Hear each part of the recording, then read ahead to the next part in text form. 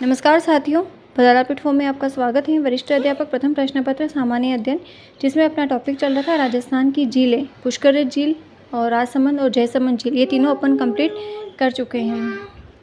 आगे देखते हैं नक्की झील। नक्की झील कहाँ पर स्थित है? माउंट आबू सिरोही। इसका निर्माण ऐसा माना जाता है कि देवताओं ने नाखूनों से खोदकर किया था, लेकिन वास्तव में ये जो झील है वो ज्वालामुखी से निर्मित एक विवर्तनिक झील का उदाहरण है। और यहाँ पर गरासिया जनजाति की ये जो नक्की झील है वो पवित्र झील है। गरासिया जनजाति अपने पूर्वजों की अस्थियों को इसी झील में विसर्जित करती हैं।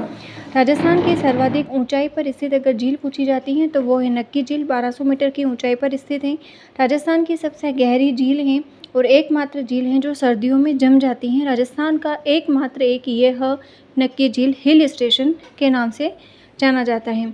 अब इस नक्की झील के किनारे रघुनाथ जी का मंदिर, सनसेट पॉइंट, विवेकानंद की गुफा, राम जरोखा, हाथी गुफा, हनीमून पॉइंट हैं इस झील के किनारे। इस झील के किनारे 3 प्रकार की चट्टानें हैं, टोड रॉक, नंदी रॉक और नन रॉक। तो टोड रॉक का मतलब क्या है? मेंढक के समान चट्टान है। नंदी रॉक शिवजी का जो नंदी है उसके समान चट्टान है। नन रॉक महिला जो है वो घूंघट निकाले हुए हैं और महिला के घूंघट के समान चट्टान है। तो ये अपन ने देखी है नक्की झील, अपनी कंप्लीट है। आगे देखते हैं पिछोला झील। उदयपुर में स्थित है पिछोला झील, जो मेवाड़ के राजमहल है उनके पीछे स्थित होने के कारण इसको कहा जाता है पिछोला झील। इसकी में जो जलापूर्ति हैं वो सिसारमा व बूजड़ा नदियाँ जो हैं इसमें आकर के गिरती हैं, तो ये नदियाँ ध्यान में रखनी है। इस झील के किनारे बागोर की हवेली स्थित है, जिसमें विश्व की सबसे बड़ी पगड़ी रखी है। पिछोला झील के किनारे उदयपुर में उदय सिंह ने राजमहल का निर्माण करवाया था, जिसकी तुलना फर्ग्यूसन ने विंडसर महल से की है। अब अपन डायग्रामेटिकली पढ़ते हैं कि पिछोला झील, जब अपन पिछोला झील स्टडी करते हैं तो उदयपुर की फतेह सागर झील, पिछोला झील और स्वरूप सागर तीनों आपस में कनेक्टेड है। ये फतेह सागर झील, ये है पिछोला झील, इनको जोड़ने का कार्य करती हैं स्वरूप सागर झील। इस स्वरूप सागर झील का जो निर्माण करवाया था वो स्वरूप सिंह ने करवाया था 1857 में।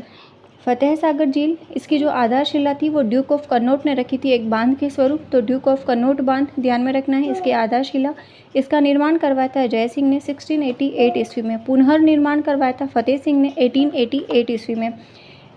यहाँ पर है नेहरू उद्यान और इसके किनारे हैं सहेलियों की बाड़ी, जिसका निर्माण करवाया था संग्राम सिंह द्वितीय ने। तो ये प्रश्न बना था, सहेलियों की बाड़ी का निर्माण किसने करवाया था? संग्राम सिंह द्वितीय। इसके मध्य में है सौर वैद्यशाला, टेलीस्कोप है यहाँ जो बेल्जियम में निर्माणाधीन था। सूर्य गतिविधि की सटीक जानकारी मिलती है। और पिछोला झील, इसका निर्माण राणा लाखा के शासनकाल में बिच्छू नामक बंजारे ने करवाया था। पिछोला झील मेवाड़ राजमहलों के पीछे स्थित होने के कारण इसको पिछोला झील कहते हैं। और यहाँ पर हैं इसके में जग मंदिर, जग निवास और चामुंडा माता का मंदिर। तो चामुंडा माता मंदिर में देवी के पगले पूजे जाते हैं। और पिछोला झील जो है विश्व में सर्वप्रथम सौर ऊर्जा से संचालित नाव जो थी वो इसी पिछोला झील में चलाई गई थी। इस झील के किनारे नटनी, इस नटनी का नाम था गलंकी, इसका चबूतरा स्थित है बिजारी नामक स्थान पर। तो ये अपन ने जो मेन पॉइंट थे फतेह सागर झील का, स्वरूप सागर का, पिछोला झील का, वो कंप्लीट अपन ने देख लिया है। तो ये प्रश्न पूछा था कि पिछोला झील में का जो निर्माण है वो किसके शासनकाल में हुआ था? राणा लाखा के शासनकाल में बिच्छू नामक बंजारे ने करवाया था। नटनी का क्या नाम था? गलंकी। क्लियर? तो ये अपन ने एक्स्ट्रा खरपतवार नहीं है, जो अपनी इंपॉर्टेंट चीज़ें हैं वही हैं। फिर है फतेह सागर झील, कुछ और एक्स्ट्रा पॉइंट हैं। तो इसके किनारे मोती मगरी नामक पहाड़ी स्थित है, जिस पर महाराणा प्रताप का स्मारक बना हुआ है।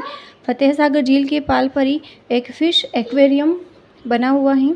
इस झील के किनारे नीमच माता का मंदिर स्थित है, जहां पर राजस्थान का 6ठा रोपवे शुरू हुआ था 22 जनवरी 2024 को 6ठा रोपवे शुरू हुआ था। उदयपुर की वैष्णो देवी के नाम से इन नीमच माता को जाना जाता है। फिर है कोलायत झील, बीकानेर। कोलायत झील कहाँ पर है? बीकानेर। क से कोलायत, क से कपिल मुनि।